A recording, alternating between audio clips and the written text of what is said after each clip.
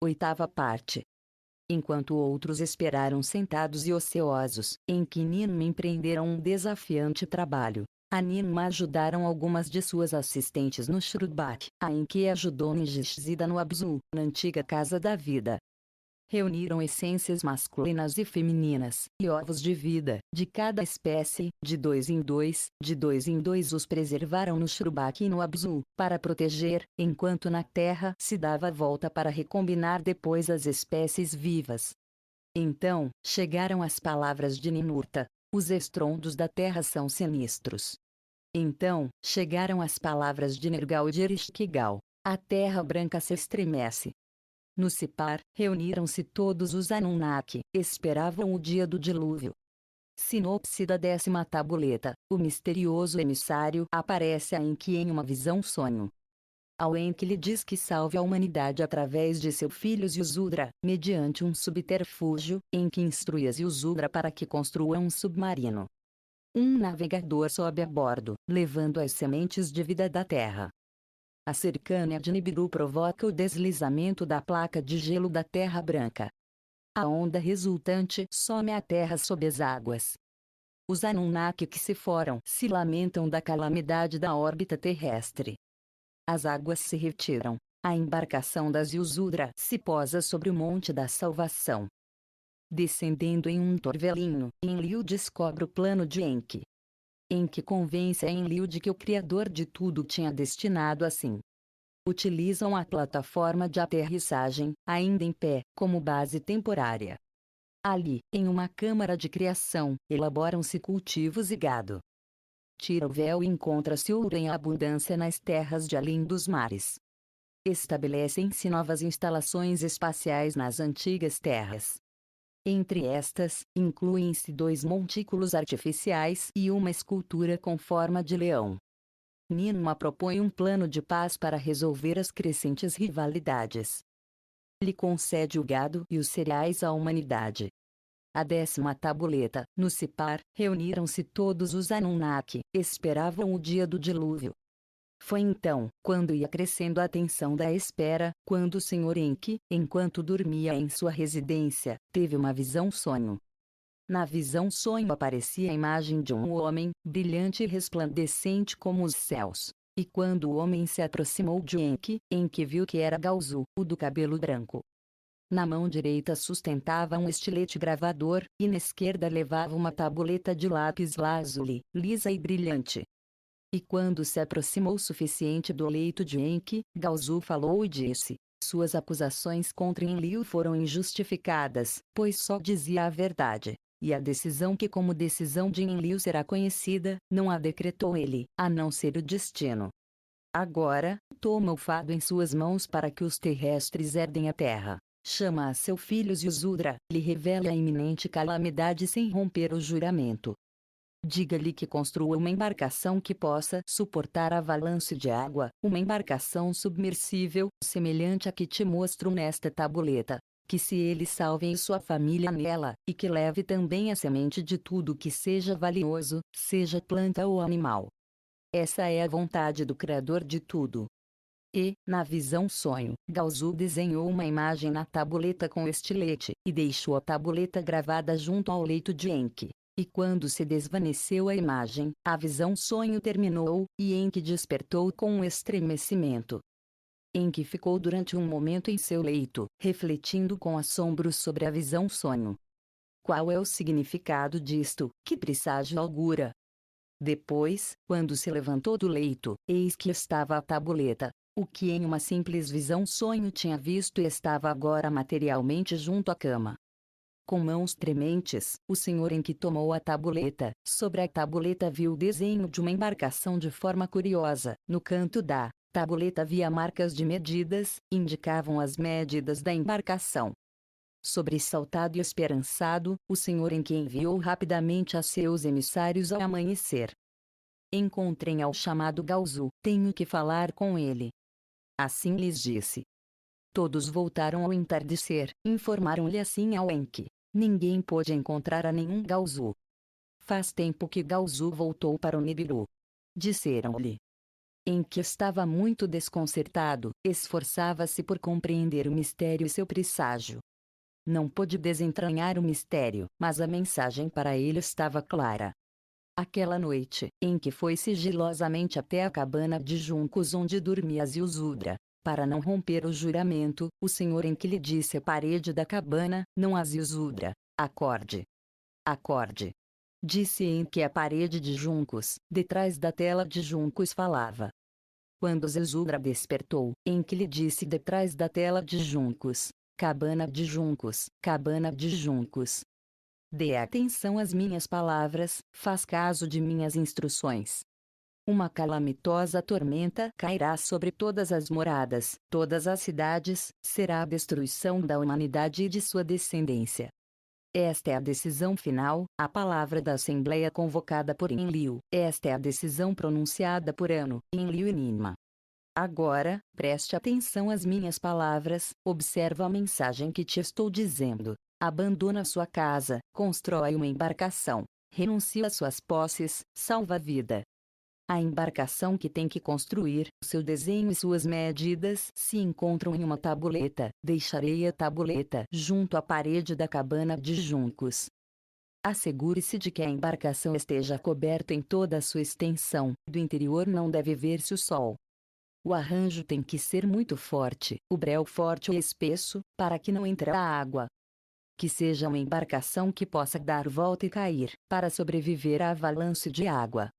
Constrói a embarcação em 7 dias, reúne nela a sua família e a seus parentes, acumula na embarcação comida e água para beber, leve também animais domésticos. Depois, no dia marcado, te darei um sinal. Um guia de embarcação que conhece as águas, designado por mim, chegará nesse dia. Nesse dia, terão que entrar na embarcação, terão que trancar bem a portinhola. Um entristecedor dilúvio, procedente do sul, devastará terras e vida. Sua embarcação se elevará sobre suas amarras, dará a volta e cairá. Não tenham medo. O guia da embarcação lhes levará a um refúgio seguro. A semente da humanidade civilizada sobreviverá por vós. Quando a voz de Enki se calou, Ziusudra estava ansioso, sobre seus joelhos caiu prostrado. Meu senhor! Meu senhor! Gritou. Sua voz escutei, deixa que veja seu rosto. Não falei a ti, Ziusudra, à parede de juncos falei. Assim disse Enki. Por decisão de Enlil, por um juramento estou ligado ao que juraram todos os Anunnaki. Em meu rosto verá que, sem dúvida, como todos os terrestres, morrerá. Agora, cabana de juncos, preste atenção às minhas palavras. O propósito da embarcação, deverá guardá-lo como um segredo dos Anunnaki. Quando a gente da cidade perguntar, lhes dirá: o senhor Enlil esteve zangado com meu senhor Enki, navegarei para a morada de Enki no Abzu. Possivelmente assim Enlil se apaziguou. Durante um momento, seguiu um silêncio. Ziusudra saiu detrás da parede de juncos, uma tabuleta de lápis lazuli, brilhando à luz da lua, viu e tomou. Sobre ela estava desenhada a imagem de uma embarcação, os entalhes davam suas medidas. Ziusudra era o mais sábio dos homens civilizados, compreendeu o que tinha escutado. A manhã seguinte, anunciou às pessoas da cidade: o senhor Enlil esteve zangado com o senhor Enki, meu senhor, por isso o senhor Enlil me hostil. Não posso seguir vivendo nesta cidade, nem posso pôr já meu pé no Edim, ao Abzu, aos domínios do senhor Enki irei navegando. Em uma embarcação que devo construir com rapidez, partirei daqui. Assim remeterá a ira do senhor Enlil, as penúrias terminarão, a partir de então, o senhor Enlil fará chover sobre vos a abundância. Ainda não se tinha ido a manhã quando a gente se reuniu ao redor de Ziusudra, animaram-se entre si para construir com rapidez sua embarcação. Os maiores transportavam tábuas de madeira de embarcação, os pequenos levavam betume dos pântanos. Enquanto os madeireiros cravavam as tábuas, Ziusudra fundia o betume em um caldeirão. Com o betume, impermeabilizou a embarcação por dentro e por fora. Ao 5º dia estava terminada a embarcação, igual à do desenho da tabuleta. Ansiosos por ver partir a Ziusudra, as pessoas da cidade levou comida e água à embarcação, de suas próprias bocas tomaram o sustento. Para apaziguar a Enlil, apressaram-se. Também se introduziram na embarcação animais quadrúpedes. Os pássaros do campo entraram voando por si mesmos. Ziusudra fez embarcar a sua esposa e a seus filhos, as esposas destes e seus filhos também vieram. Que suba a bordo também qualquer que deseje ir à morada do Senhor Enki. Assim se pronunciou Ziusudra ante as pessoas reunidas. Prevendo a abundância de Enlil, só alguns dos artesãos escutaram a chamada. Ao sexto dia, Ninagal, senhor das grandes águas, chegou à embarcação, era filho de Enki, tinha sido eleito para ser o navegante da embarcação. Sustentava em suas mãos uma caixa de madeira de cedro, manteve-a a seu lado na embarcação. Contém as essências vitais e os ovos de vida das criaturas vivas, reunidas pelo Senhor Enki por Ninma, para ocultá-los da ira de Enlil, para ressuscitar a vida se for vontade da terra. Isso explicou Ninagal a Ziusudra. Assim se ocultaram na embarcação todas as bestas por seus casais. Então, Ninagal e Ziusudra esperaram na embarcação a chegada do sétimo dia. No 20º char se esperava o dilúvio. No 10º char da vida de Ziusudra se aproximou o dilúvio. Na estação da constelação do Leão se fez eminente a avalanche. Vem agora o relato do dilúvio que cobriu a terra e de como escaparam os Anunnaki, e como Ziusudra sobreviveu na embarcação. Durante dias antes do dia do dilúvio, a terra esteve retumbando, como se gemesse de dor. Durante noites antes de chegar a calamidade, esteve se vendo nos céus a Nibiru como uma estrela resplandecente. Depois, fez-se a escuridão durante o dia, e na noite, a lua era como se a tivesse tragado um monstro. A terra começou a tremer, viu-se agitada por uma força de rede desconhecida até então. Com o resplendor do amanhecer, uma nuvem negra se levantou pelo horizonte, a luz da manhã se converteu em escuridão, como se a sombra da morte a velasse. Depois, ouviu-se como um estrondo de trovões, os céus se acenderam com os raios. Partam! Partam! Deu sinal Tu aos Anunnaki. Escondidos nos navios do céu, os Anunnaki se elevaram nas alturas. No Shrubak, a 18 léguas de distância, Ninagal viu as brilhantes erupções. Tranca! Tranca a portinhola! Gritou Ninagal a Ziusudra. Juntos fecharam a trâmila que ocultava a portinhola. Hermética, completamente fechada, ficou a embarcação. Dentro não penetrava nenhum raio de luz. Naquele dia, naquele inesquecível dia, o dilúvio começou com um estrondo. Na terra branca, no fundo da terra, sacudiram-se os alicerces da terra. Logo, com um estrondo igual a 1000 trovões, a capa de gelo se deslizou de seus alicerces, separada pela invisível força da rede de Nibiru, se derramou contra o Mar do Sul. Uma capa de gelo golpeou contra outra capa de gelo, a superfície da terra branca se vinha abaixo como a quebra de um ovo. De repente se levantou uma grande onda, a muralha de águas chegava até mesmo o céu. Uma tormenta de uma ferocidade nunca vista ficou a bramar no fundo da terra, a muralha de água impulsionava seus ventos, a onda se desdobrou para o norte. A muralha de águas se encaminhava para o norte, alcançou as terras do Abzu. Dali, viajou até as terras habitadas, chegou a Edim. Quando a muralha de águas, chegou ao Shrubak, a onda soltou de suas amarras a embarcação de Ziusudra, sacudindo-a, tragou-se a embarcação como um abismo de água. Embora completamente inundada, a embarcação se manteve firme, não entrou sequer uma gota de água. No exterior, a onda da tormenta pegou despreparada as pessoas como uma batalha mortal. Ninguém podia ver seus semelhantes, o chão se desvaneceu, só havia água. De repente, as poderosas águas haviam coberto a terra firme. Antes que terminasse o dia, a muralha de água, ganhando velocidade, chegou às montanhas. Em suas embarcações celestiais, os Anunnaki circundavam a terra. Abarrotando os compartimentos, escondiam-se contra as paredes exteriores, contemplavam angustiados o que estava ocorrendo ali abaixo, na terra. Do navio celestial no qual estava, Ninma ficou a gritar como uma mulher de parto. As águas cobrem a meus criados como libélulas afogadas em um lago. A onda cobriu e levou toda a vida. Assim chorava e gemia Ninma. Inanna, que estava com ela, também chorava e se lamentava. Tudo ali abaixo, tudo o que vivia, converteu-se em barro. Assim choravam Ninma e Inanna. Choraram e aliviaram seus sentimentos. Em outros navios celestiais, os Anunnaki estavam aniquilados ante a visão daquela desenfreada fúria. Naqueles dias presenciaram com temor um poder maior que o seu. Desejaram os frutos da terra, tiveram sede do elixir fermentado.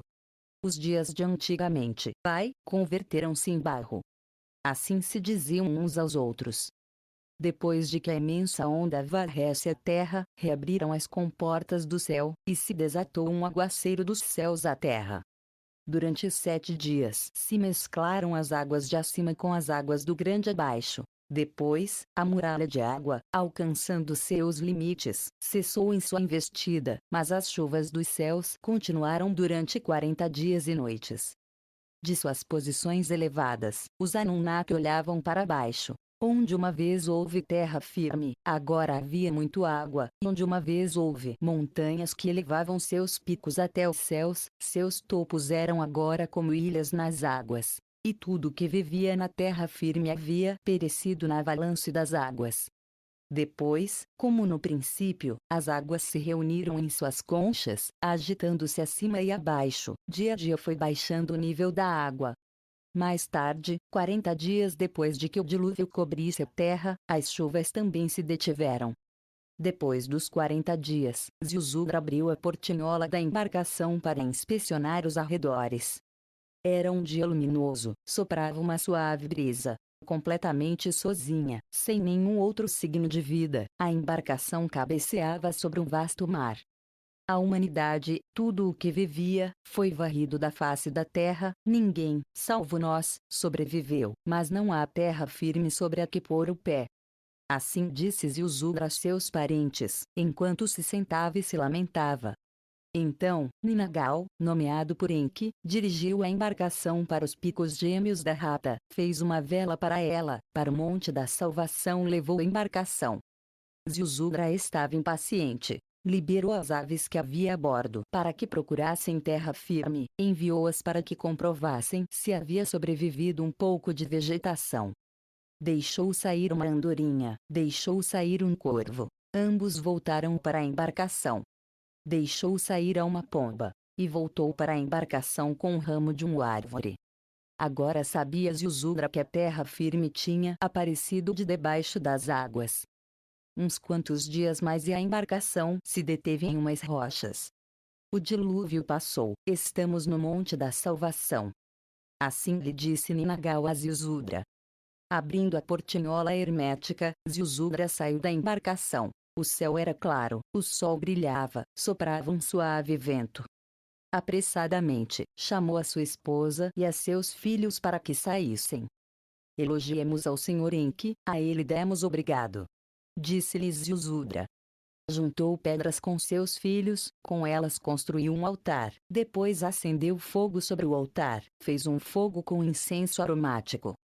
Uma ovelha, uma sem mancha, escolheu para o sacrifício, e sobre o altar, ofereceu a ovelha a Enki como um sacrifício.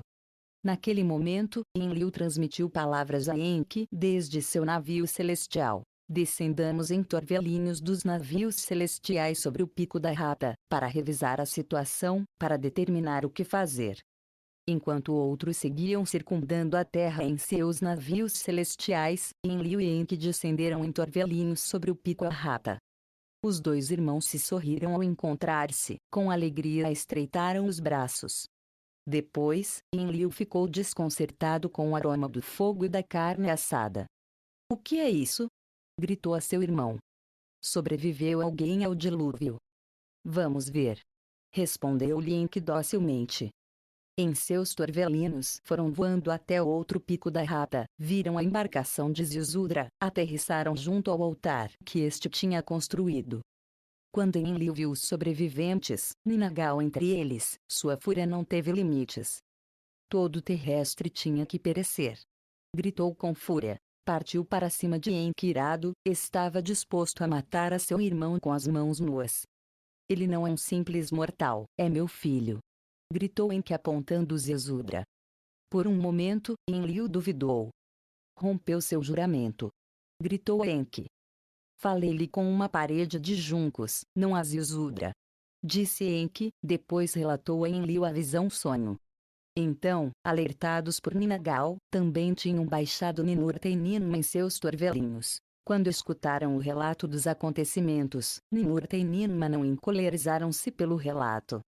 Deve ser a vontade do Criador de todo o que sobreviva à humanidade. Assim lhe disse Ninurta a seu pai. Ninma tocou seu colar de cristais, presente de ano, e jurou: juro que nunca se repetirá a aniquilação da humanidade. Abrandando-se, Enlil pegou pelas mãos a Zilzudra e a Inzara, sua esposa, e os benzeu assim: frutifiquem e lhes multiplique, e povoem a terra.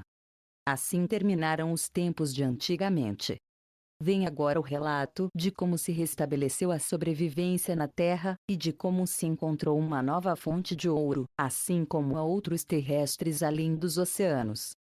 Depois do encontro em Arrata, as águas do dilúvio seguiram retirando-se, e se mostrou pouco a pouco a face da terra desde debaixo das águas. As terras montanhosas saíram ilesas em sua maior parte, mas nos vales ficaram buracos de lodo e lama. Dos navios celestiais e dos torvelinos, os Anunnaki inspecionaram as paisagens. Tudo o que tinha existido nos tempos de antigamente no Edim e no Abzu estava enterrado sob o barro. Eridu, Nibruk, Shrubak, Sipar, todas tinham desaparecido, se haviam desvanecido por completo. Mas nas montanhas dos cedros a grande plataforma de pedra reluzia sob a luz do sol. O lugar de aterrissagem, feito nos tempos de antigamente, seguia em pé. Um após o outro, aterrissavam os torvelinhos sobre a plataforma. A plataforma estava intacta. Na quina de lançamento, os gigantescos blocos de pedra se mantinham firmes. Apartando escombros e ramos de árvores, os primeiros em aterrissar fizeram sinais aos carros. Um após o outro chegaram os carros celestiais, baixaram sobre a plataforma. Depois se enviaram palavras a Marduk no Lam e a Nanar na lua, e eles também voltaram para a terra, sobre o lugar de aterrissagem pousaram. Então, os Anunnaki e os Igigi que se reuniram junto a Enlil foram convocados em assembleia. Sobrevivemos ao dilúvio, mas a terra está devastada. Assim lhes disse Enlil. Temos que avaliar todas as formas de recuperação, seja na terra, seja onde seja. Lamu ficou devastado com o passo do Nibiru. Assim o relatou Marduk. Sua atmosfera foi absorvida para o exterior, suas águas se evaporaram. É um lugar de tormentas de pó. Por si mesmo, a lua não pode sustentar vida, só se pode permanecer ali com máscaras de águia. Assim deu conta Nanar a outros, e depois acrescentou com paixão. Uma vez ali, alguém deve recordar que foi o líder do exército do Tiamat, companheira da Terra o destino da Terra está conectado com ela. Enlil pôs seu braço carinhosamente sobre os ombros de seu filho. Estamos preocupados agora com a sobrevivência. Assim, brandamente, replicou Enlil a Nanar. Agora, o sustento é nossa maior preocupação. Examinemos a câmara da criação selada. Possivelmente ainda encontremos as sementes de Nibiru. Assim disse Enlil a Enki, lhe recordando os grãos uma vez criados. Ao lado da plataforma, apartando um pouco de lodo, encontraram o poço de tempos remotos, tiraram a pedra que o bloqueava, entraram no santuário. As arcas de diorita estavam seladas, fizeram abrir os selos com uma chave de cobre. Dentro das arcas, em vasilhas de cristal, estavam as sementes dos cereais de Nibiru. Uma vez fora, Enlil deu as sementes a Ninurta, lhe disse assim: vá ao terraço da ladeira, que os cereais de Nibiru provejam de pão uma vez mais. Nas montanhas dos cedros, também em outras montanhas, Ninurta represou as quebradas, construiu terraços, ensinou-lhe a cultivar ao filho maior da Zilzudra. Ao Escur, seu filho mais jovem, Enlil lhe atribuiu outra tarefa. Ali onde se retiraram as águas, vê e encontra as árvores frutíferas que ficaram. Para ele, atribuiu-se ao filho mais jovem de Zilzudra como cultivador das frutas. O primeiro frutífero que encontraram foi a videira, que havia trazido Ninma. De seu suco, como o célebre elixir dos Anunnaki, Ziusudra tomou um sorvo. Por um sorvo, depois outro e outro, Ziusudra foi vencido, ficou dormindo como bêbado. Então, Enki ofereceu um presente aos Anunnaki e aos terrestres. Descobriu o ar que Akininagal tinha levado, anunciou a todos seu surpreendente conteúdo. As essências vitais e os ovos de vida se podem combinar nas matrizes dos animais quadrúpedes da embarcação de Ziusudra. As ovelhas se multiplicarão, por sua lã e sua carne. Todos terão ganho vacino, por seu leite e por suas peles. Depois, com outras criaturas vivas povoaremos a terra. Enki deu a Dumuzi tarefas de pastoreio. Nestas tarefas lhe ajudava o filho médio de Ziusudra. Depois, Enki pôs sua atenção na massa de terra de tom escuro, onde ele e seus filhos tinham tido seus domínios. Com Ninagal, represou as montanhas na confluência das águas poderosas, canalizou as ferozes cascatas até um lago, para que se acumulassem as águas como um lago. Depois, inspecionou com Marduk as terras entre o Abzu e o Grande Mar, onde uma vez teve moradas, considerou como drenar o vale do rio. Em metade da corrente, onde as águas do rio caíam em cascata, levantou uma ilha das águas. Em suas vísceras escavou cavernas, por cima delas forjou comportas a partir de pedras. Dali, esculpiu 2 canais nas rochas, para as águas elaborou 2 estreitos, assim podia diminuir ou acelerar as águas que vinham das terras altas. Com represas e comportas, e com os 2 estreitos, regulou as águas. Da ilha da caverna, a ilha de Abu, levantou desde debaixo das águas o sinuoso vale do rio. Na terra dos 2 estreitos, em que criou um assentamento para Dumuzi e os pastores. Com satisfação, Enlil enviou palavras de tudo isto a Nibiru. Nibiru respondeu com palavras de preocupação. O próximo trânsito que tinha afetado a terra e ao lamo tinha provocado também muitos danos em Nibiru. O escudo de pó de ouro se rasgou, a atmosfera estava diminuindo de novo, era peremptória a chegada de novos fornecimentos de ouro. Enki foi ao Abzu e rapidamente, viajou com seu filho Gibil para inspecionar e procurar. Todas as minas de ouro tinham desaparecido, tinham ficado enterradas com a avalanche de água. No Edim, Badtibira tampouco existia. No Sipar, já não havia um lugar para carros. As centenas de Anunnaki que tinham trabalhado duro nas minas e no Badtibira se foram da terra, a multidão de terrestres que serviam como trabalhadores primitivos se converteram em gradeio com o dilúvio. Já não se pode prover ouro da terra. Anunciaram Enlil e Enki a Nibiru. Na terra e Nibiru houve desespero. Então, terminou Ninurta seus trabalhos nas montanhas dos cedros e uma vez mais se foi à terra montanhosa além dos oceanos. Dali, ao outro lado da terra, enviou palavras assombrosas. A avalanche de águas produziu profundos cortes nas ladeiras, das ladeiras, ouro incontável, em sementes grandes e pequenas, caem rios abaixo, pode-se recolher ouro sem ter que extraí-lo. Enlil e Enki foram apressadamente à distante terra montanhosa, com surpresa viram o descobrimento. Ouro, ouro puro havia por toda parte, sem necessidade de refinação nem de fundição. É um milagre. Assim lhe disse Enki a Enlil. O que forjou Nibiru, Nibiru emendou. A mão invisível do Criador de tudo é permitir a vida em Nibiru. Assim disse Enlil. Agora, quem recolherá as sementes, como as enviarão a Nibiru? Perguntaram-se entre si os líderes. Para a primeira pergunta, Ninurta tinha uma resposta. Nas altas terras montanhosas, neste lado da terra, sobreviveram alguns terrestres.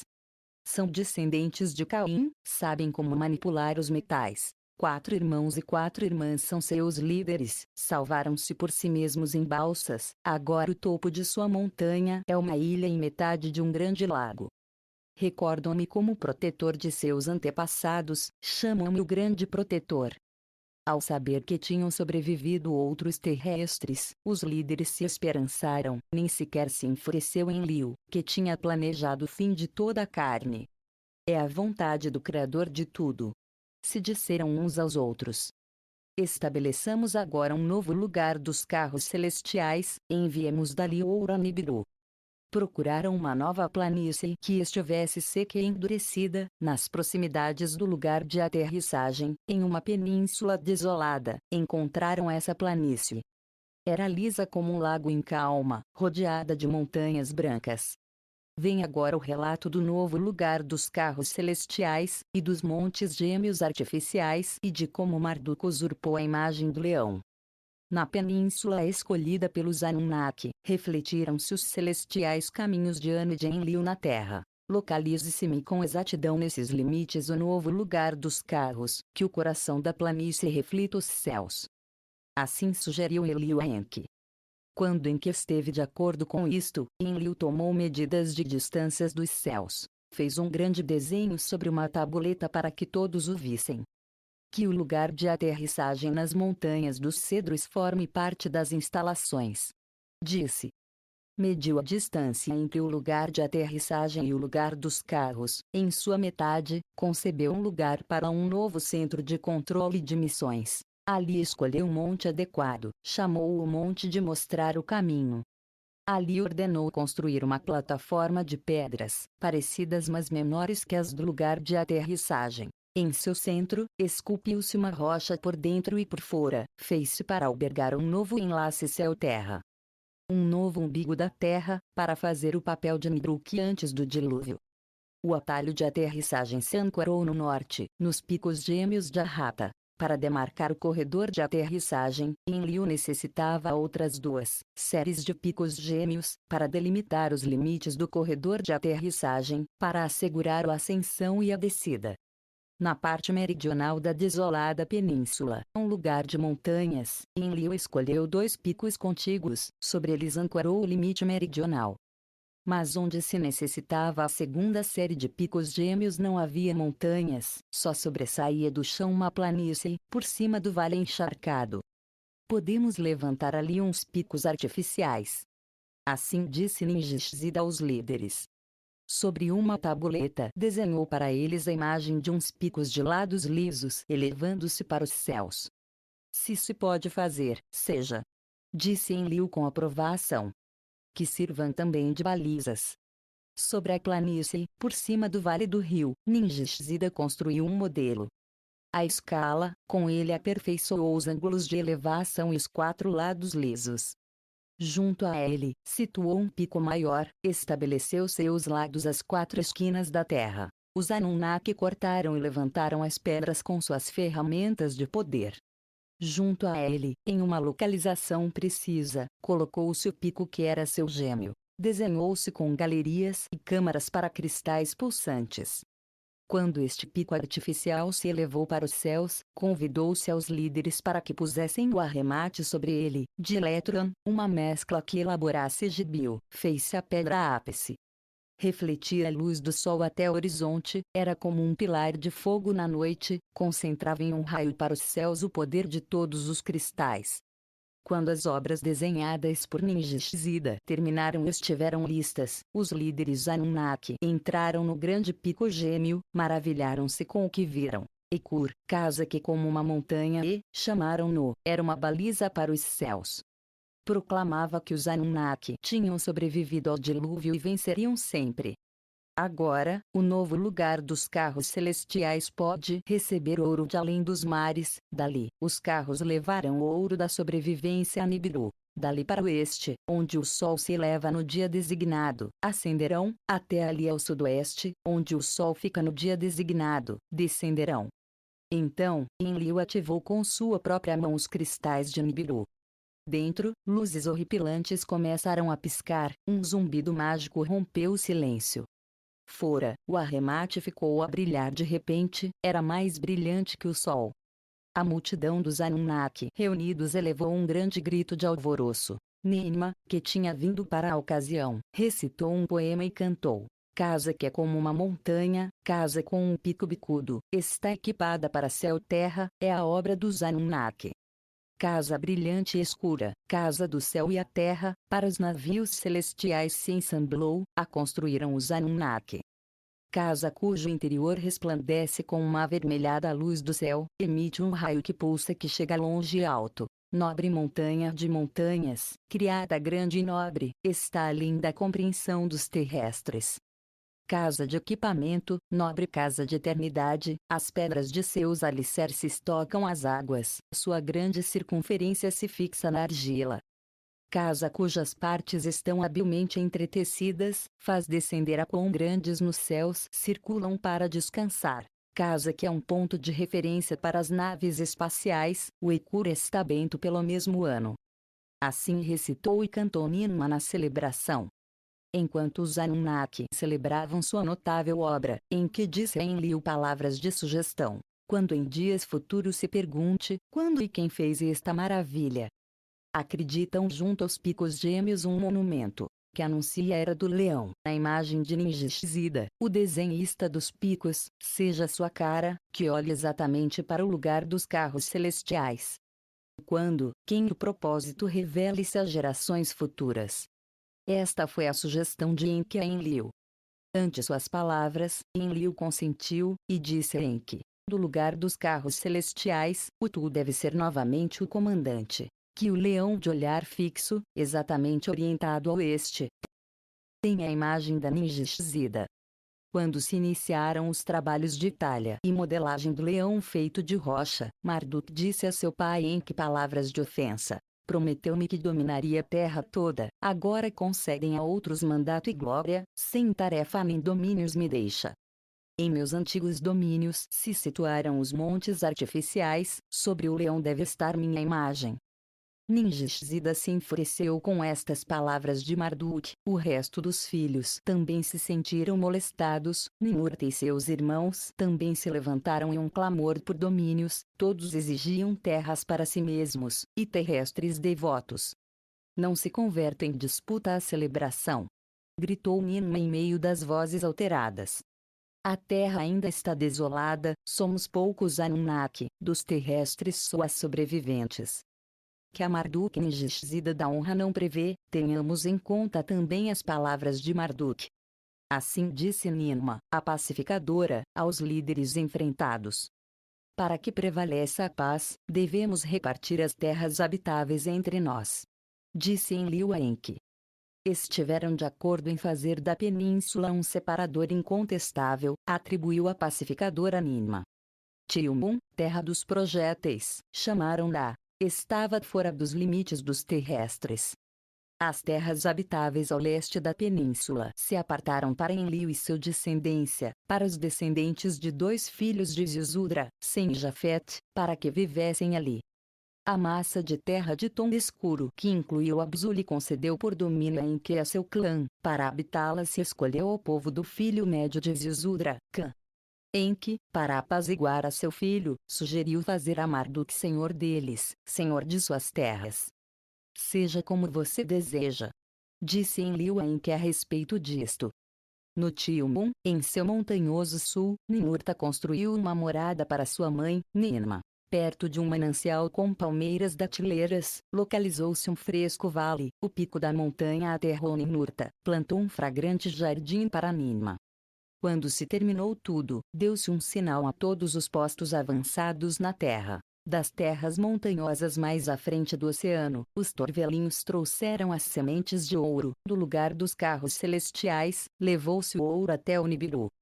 Naquele memorável dia, Enlil e Enki se disseram um a outro e coincidiram. Honremos a Ninma, a pacificadora, com um novo nome epíteto. Seja seu nome Ninharsag, senhora do topo da montanha.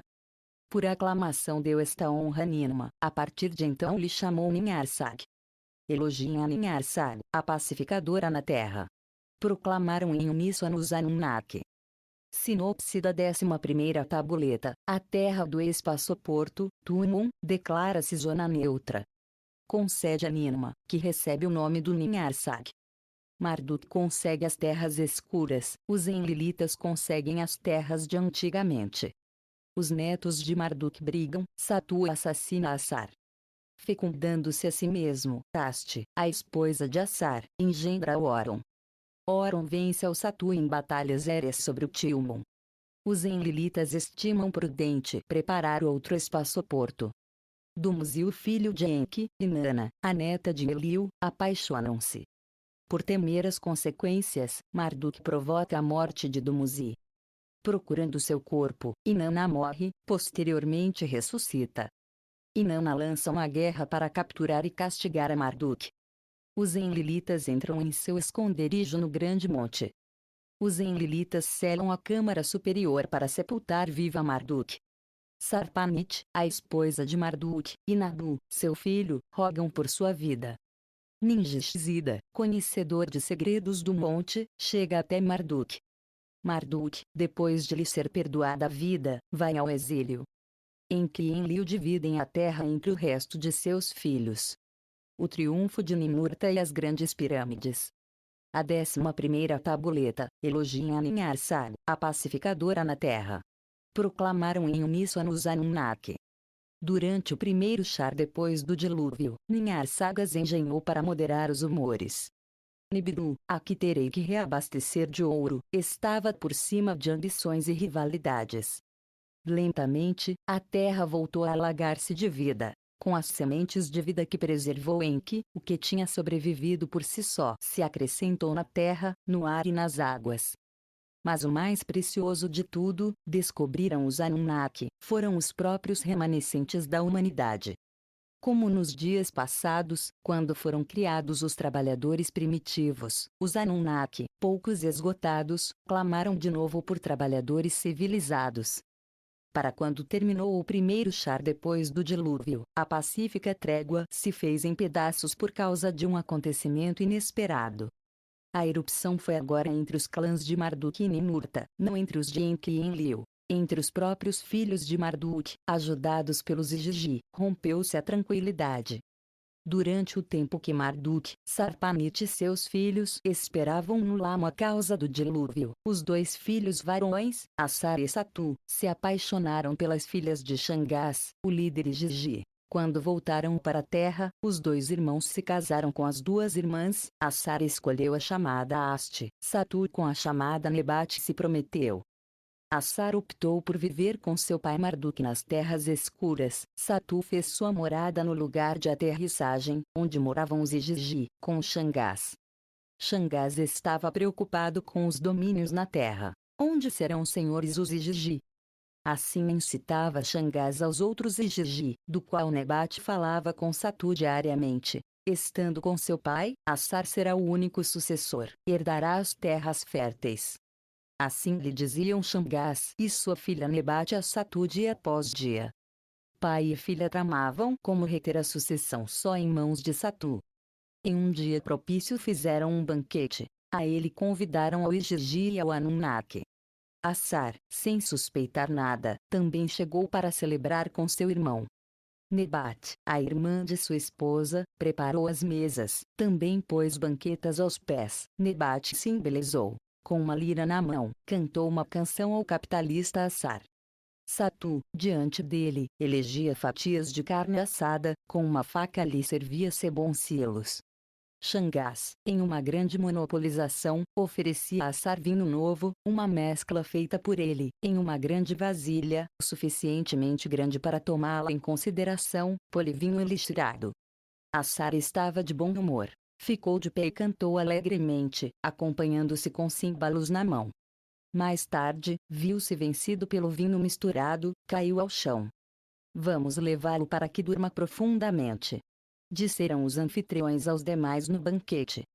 Levaram Assar a outra câmara, puseram-no em um ataúde, fecharam o ataúde com fortes presilhas, ao mar o arrojaram. Quando chegou a Asti a notícia do acontecido, elevou lamentos a Marduk, o pai de seu marido. Assar foi brutalmente arrojado às profundidades do mar para que morresse, terá que encontrar o ataúde com rapidez. Revistaram o mar em busca do ataúde de Assar, encontraram-no à beira da terra escura. Em seu interior jazia o rígido corpo de Assar, o fôlego de vida havia partido das aletas de seu nariz. Marduk rasgou suas roupagens, ficou cinza na frente. Meu filho! Meu filho! Gritava e soluçava Sarpanit, grande era seu pesar e seu duelo. Enki estava abatido e chorava. Repetiu-se a maldição de Caim. Disse a seu filho em sua angústia: Haste elevou um lamento às alturas, fez petição a Marduk de um herdeiro para vingar-se. Satu deve encontrar a morte. Me deixe conceber um sucessor de sua própria semente, que seu nome se recorde por seu nome, e a linhagem sobreviva. Isso, pai, não se pode fazer. Disse Enki a Marduk e a Haste. O irmão que assassinou, o irmão do irmão deve ser custódio, por isso lhe deve perdoar a vida a Satu, de sua semente deve conceber um herdeiro para Sar. Haste ficou desconcertada por estes giros do destino. Muito turvada, tomou a determinação de desafiar as normas. Antes que o corpo de Assar fosse envolto no sudário, preservado em um santuário, de seu falo, Haste extraiu a semente de vida de Assar. Com esta, Haste concebeu um herdeiro e um vingador de Assar nasceu. A Enki a seus filhos, a Marduk a seus irmãos, Satu disse: sou o único herdeiro e sucessor de Marduk, da terra dos dois estreitos serei o senhor. Ante o conselho dos Anunnaki, refutou Haste a reclamação. Estou com o herdeiro de Assar, com seu filho. Entre os juncos do rio se escondeu com o menino, para evitar a ira de Satu. Oron chamou o menino, educou-o para que for o vingador da seu pai. Satu estava desconcertado com isto. Xangás não abandonava suas ambições.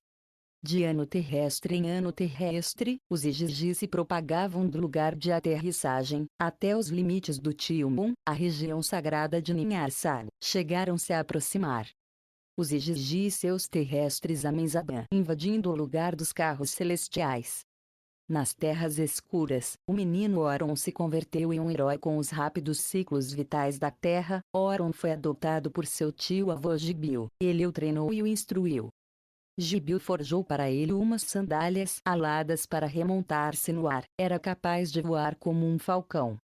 Gibil fez um arpão divino para ele, suas flechas eram projéteis. Nas terras altas do sul, Gibil lhe ensinou as artes dos metais e da ferraria. Gibil revelou a Oron o segredo de um metal chamado ferro. Dele, fez armas. Oron, de terrestres leais, levantou um exército. Partiram para o norte, através de terra e rio, para desafiar a Satu e aos Igigi. Quando Oron e seu exército de terrestres chegaram à fronteira do Tilmun, a terra dos projéteis, Satu enviou a Oron um desafio. Só entre nós dois é o conflito, nos encontremos na luta 1 a 1. Nos céus do Tilmun, Satu esperou em seu torvelinho combate com Oron. Quando Oron se remontou no céu como um falcão para ele, Satu lhe disparou um dardo envenenado, como o aguilhão de um escorpião caiu sobre Oron. Quando Haste viu isto, lançou um grito ao céu, invocou a Ningishzida. Ningishzida baixou desde seu navio celestial, chegou para salvar o herói para sua mãe. Com poderes mágicos, Ningishzida converteu o veneno em benévolo para o sangue. A manhã seguinte, Oron estava curado, havia voltado dentre os mortos. Depois, com um pilar ígneo, como um peixe celestial com aletas e uma cauda de fogo, Ningishzida proveu a Oron. Os olhos do pilar trocavam suas cores do azul ao vermelho e ao azul. Oron se elevou no pilar ígneo para o triunfante Satu. Perseguiram-se por toda parte. Feroz e mortal foi a batalha. Ao princípio, o pilar ígneo de Oron recebeu um impacto. Depois, Oron alcançou a Satu com seu arpão. Satu bateu contra o chão. Oron o amarrou.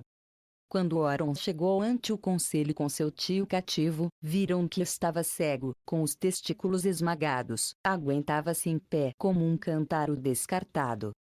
Que Satu viva cego sem herdeiros. Assim disse Haste ao conselho. O conselho determinou sua sorte, que terminasse seus dias como um mortal, entre os Igigi.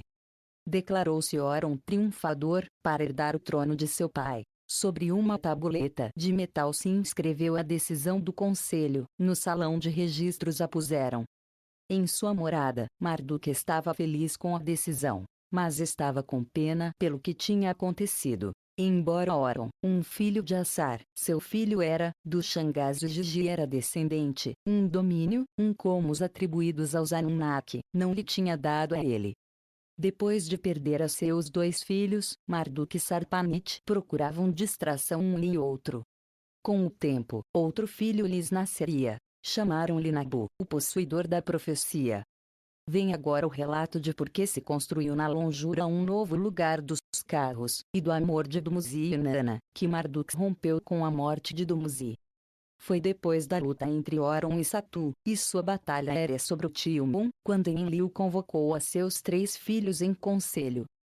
Com preocupação pelo que estava acontecendo, disse-lhes: no princípio, os terrestres se fizeram à nossa imagem e semelhança, agora, os descendentes dos Anunnaki são feitos à imagem e semelhança dos terrestres.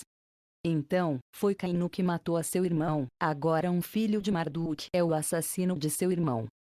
Pela primeira vez, um descendente dos Anunnaki levantou um exército de terrestres, pôs em suas mãos armas de um metal secreto dos Anunnaki.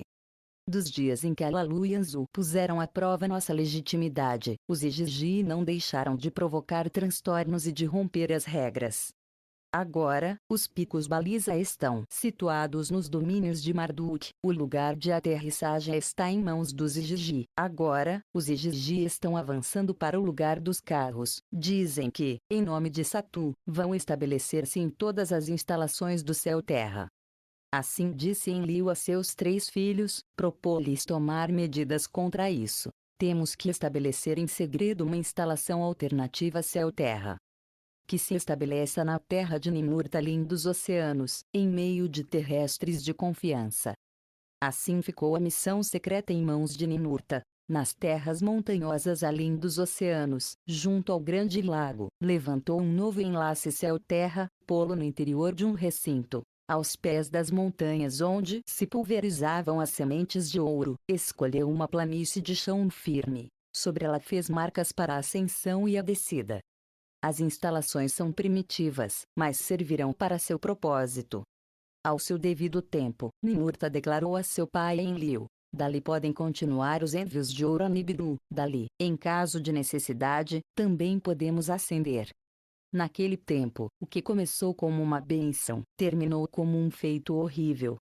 Naquele tempo, Dumuzi, o filho mais jovem de Enki, se apaixonou por Inanna, a filha de Nannar. Inanna, neta de Enlil, ficou cativada pelo senhor do pastoreio. Um amor que não conhece limites os devorou, a paixão inflamou seus corações. Muitas das canções de amor que, a partir de então, cantaram-se durante muito tempo Inanna e Dumuzi foram os primeiros a cantar, narraram seu amor através das canções. Ao Dumuzi, seu filho mais jovem, Enki lhe atribuiu um grande domínio por cima do Abzu. Melua, a terra negra, chamava-se. Ali cresciam árvores de terras altas, suas águas eram abundantes.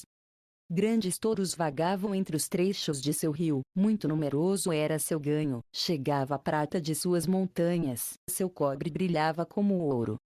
Dumuzi era muito amado. Depois da morte de Assar, era o favorito de Enki. Mas Marduk estava ciumento de seu irmão mais jovem. Inanna era muito amada por seus pais, Nannar e Ningal, e Enlil se sentava junto a seu berço.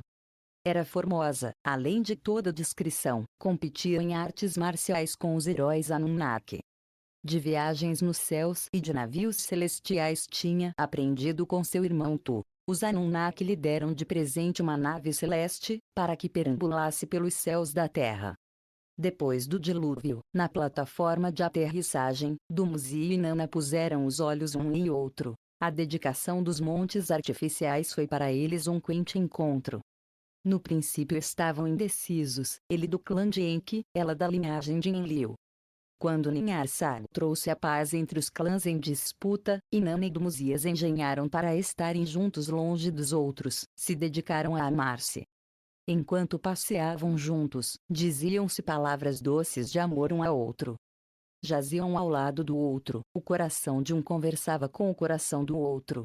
Dumuzi rodeou com seu braço a cintura dela, desejava tomá-la como um touro selvagem. Deixa que te ensine. Deixa que te ensine. Dizia Dumuzi a Inanna. Brandamente, ela o beijou, e logo lhe falou de sua mãe.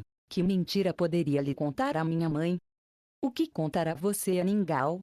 Vamos falar com minha mãe de nosso amor. De contente, orvalhará perfume de cedro sobre nós.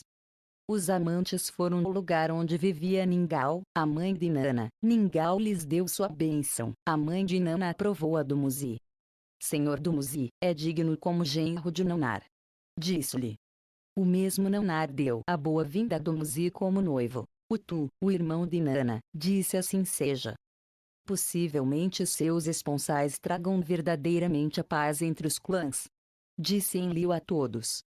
Quando Dumuzi lhe falou com seu pai e a seus irmãos de seu amor e de seu compromisso, em que também pensou na paz através dos esponsais, deu sua bênção a Dumuzi. Dos irmãos de Dumuzi, todos exceto Marduk se alegraram com a notícia. Gibil forjou um leito de esponsais de ouro, Nergal enviou pedras lápis azuladas.